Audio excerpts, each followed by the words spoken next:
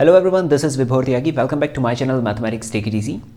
सो guys, मैंने अपने इस चैनल पे दो प्लेलिस्ट अपलोड करनी स्टार्ट की हैं। उनमें एक में मैं 12th क्लास के जितने भी टॉपिक्स हैं उनका रिवीजन करा रहा हूँ, और दूसरे में जितने भी मोस्ट इंपॉर्टेंट क्वेश्चंस हैं बोर्ड एग्जाम के लिए उनको मैं यहाँ पे अपलोड कर रहा हूँ।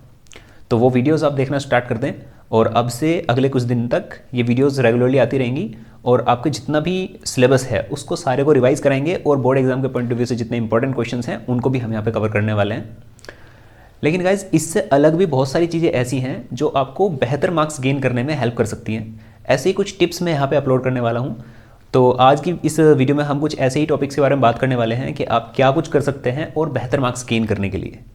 सिर्फ सिलेबस को कंप्लीट करना ही काफ़ी नहीं है, उससे अलग भी कुछ चीज़ें हैं। अपना सिलेबस कंप्लीट करने के बाद में भी जो स्टूडेंट हैं अभी करंटली मैक्सिमम 80% के अराउंड प्रिपेयर्ड हैं। अभी अगर आप अपना सेल्फ इवैल्यूएशन टेस्ट करके देखेंगे तो 90% स्टूडेंट ऐसे हैं जो 80% के अराउंड अभी तक प्रिपेयर्ड हैं। कुछ ही स्टूडेंट, एक्स्ट्राऑर्डिनरी स्टूडेंट ऐसे होंगे जो 90-95 तक अभी भी गेन कर सकते हैं। लेकिन अब से लेके एग्ज़ाम तक डिपेंड करता है इस चीज़ पे कि आप कहाँ से कहाँ तक पहुँचा सकते हैं इस मार्क्स को। लाइक 80 to 100% जो आपके फाइनल एग्ज़ाम होंगे उसमें आप कितना बेहतर परफॉर्म करोगे, ये आपकी अब से लेके और एग्ज़ाम तक की जो मेहनत है उस पर डिपेंड करता है। तो आज हम इसी बारे में बात करने वाले हैं कि कैसे आप इन मार्क्स को और बेहतर बना सकते हो। यहाँ से जो स्टूडेंट 95 तक गेन कर सकते हैं, मैं बस ये पूछना चाह रहा हूँ कि आप 100 तक क्यों नहीं कर सकते। अगर आप 95 तक कर सकते हो तो मतलब आपको काफ़ी सारी चीज़ें बहुत बेहतर तरीके से आती हैं। फिर ऐसी क्या गलतियाँ हैं जो आप लोग करते हैं कि आप कुछ मार्क्स बिना वजह खो देते हो, तो उन्हीं के बारे में आज बात करेंगे। तो ऐसी कुछ मिस्टेक्स हैं जो बच्चे करते हैं।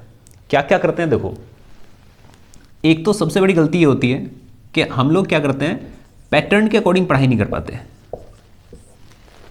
जो पुराना पैटर्न है उसी के अकॉर्डिंग कुछ भी जो बुक्स हैं उनको कर लिया, या फिर जो क्वेश्चंस मिलते जा रहे हैं उनको करते जा रहे हैं। पैटर्न के अकॉर्डिंग पढ़ना बहुत ज़्यादा ज़रूरी है। अगर MCQs आपके एग्जाम में आने वाले और MCQs की आपने अच्छे से प्रिपरेशन नहीं कर रखी है तो वहाँ पे कोई भी क्वेश्चन ऐसा मिल सकता है जो आपको एकदम नया लगेगा और आप उसको कर नहीं पाओगे, तो आप बिना वजह 1-2 नंबर वहाँ खो दोगे। ऐसे ही जैसे केस स्टडी बेस्ड क्वेश्चंस आपके एग्जाम में आएंगे तो उनकी प्रिपरेशन भी आपको करनी है।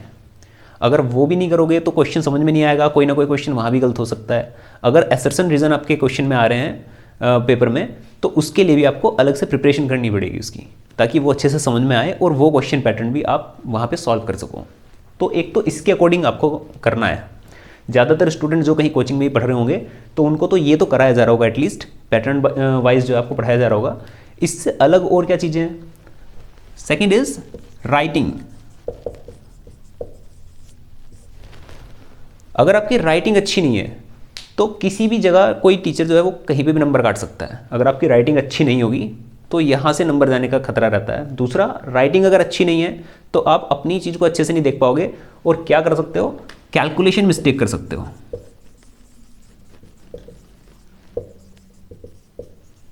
ये बहुत ज़्यादा ज़रूरी चीज़ है, इसको समझना कि कैलकुलेशन मिस्टेक जो है ना, अभी आपको लगता है कि अभी आप कोई क्वेश्चन कर रहे हो, आपने कोई गलती कर दी तो आपको लगेगा अरे ये तो सिली मिस्टेक थी, बोर्ड तक तो मैं प्रिपेयर हो जाऊंगा। लेकिन ये जो सिली मिस्टेक है ना जो आप अभी कर रहे हो वो आप वहाँ पे भी कर सकते हो। तो इसलिए ज़रूरी है कि अब से लेके एग्ज़ाम तक आपका पूरा फोकस इस चीज़ पे रहे कि जो भी आपकी कमियां हैं उनको आप सुधार लें। अभी आपके पास में टाइम है, उस टाइम आप, अभी आपको लग रहा है कि आप जो पेपर सॉल्व कर रहे हो उसमें जो क्वेश्चन आ रहे हैं उनको तो आप कर पा रहे हो, लेकिन 1-2 मिस्टेक से कुछ फ़र्क नहीं पड़ता, लेकिन वहाँ फ़र्क पड़ने वाला है। तो अगर वहाँ आपने ऐसी गलती कर दी, कोई भी कैलकुलेशन मिस्टेक होगी, आंसर मिस्टेक हो गया, तो वहाँ आपके नंबर कटने वाले हैं। तो कैलकुलेशन मिस्टेक तो आपको बिल्कुल भी नहीं करनी है, एक भी कैलकुलेशन आपको गलत नहीं करनी है। ये कैसे हो पाएगा?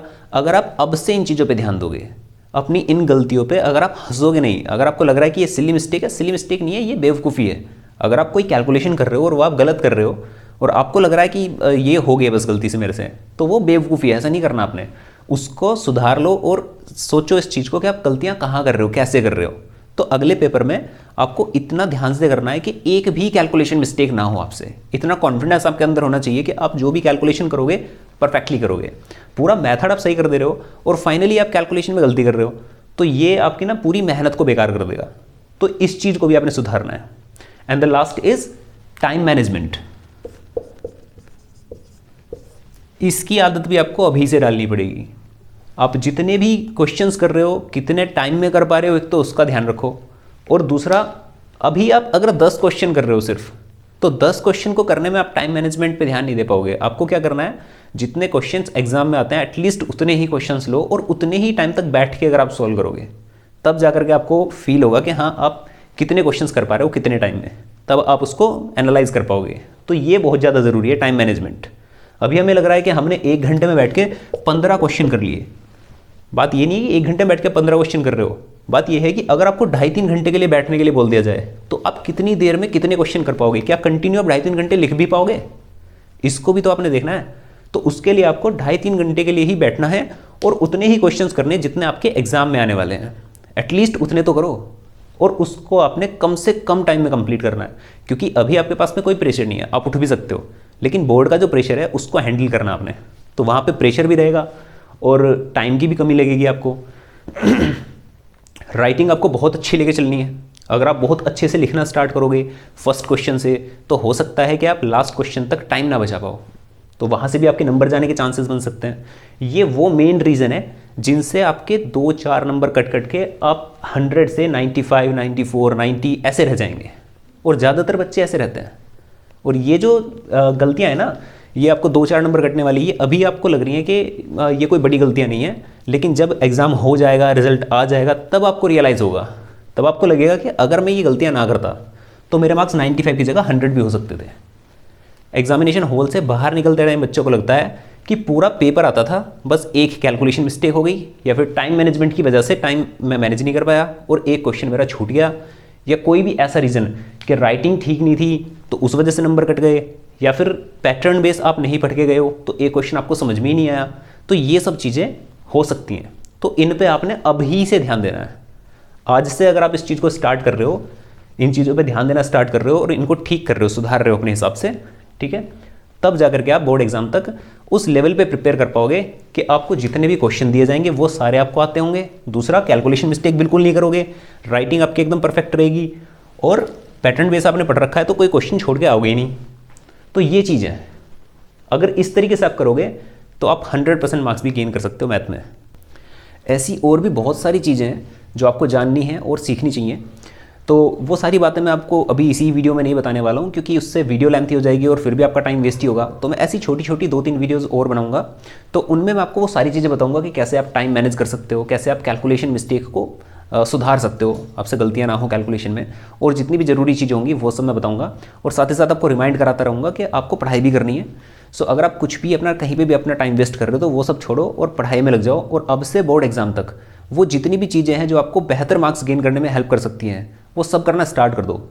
टाइम मैनेजमेंट करो जितना अच्छे से कर सकते हो, पैटर्न बेस्ड पढ़ाई करो, कैलकुलेशंस को सुधारो, राइटिंग अपनी बहुत अच्छी रखो, स्टार्टिंग टू एंड आपको बहुत अच्छे तरीके से लिखना है। जैसी राइटिंग में शुरू कर रहे हो वैसी में ही एंड करना, ये आदत अभी से बनाना स्टार्ट कर दो। चाहे आप टेस्ट दे रहे हो, चाहे आप प्रैक्टिस सेट कर रहे हो या प्रीवियस ईयर क्वेश्चन पेपर कर रहे हो, तो बैठ के टाइम के अकॉर्डिंग सब कुछ एक परफेक्ट वे में, जैसे आप बोर्ड एग्जाम में करने वाले हो ना, बिल्कुल ऐसे करना स्टार्ट करो अब से, तब जाके आपको आदत बनेगी और तभी आप बेहतर मार्क्स गेन कर पाएंगे। सो आज के लिए सिर्फ इतना ही। अगर आपको वीडियो पसंद आई हो तो प्लीज़ इसे लाइक करें, अगर वीडियो इन्फॉर्मेटिव लगी हो तो प्लीज़ इसे शेयर भी कर दें और सब्सक्राइब करें मेरे चैनल को। Thank you so much, have a nice time.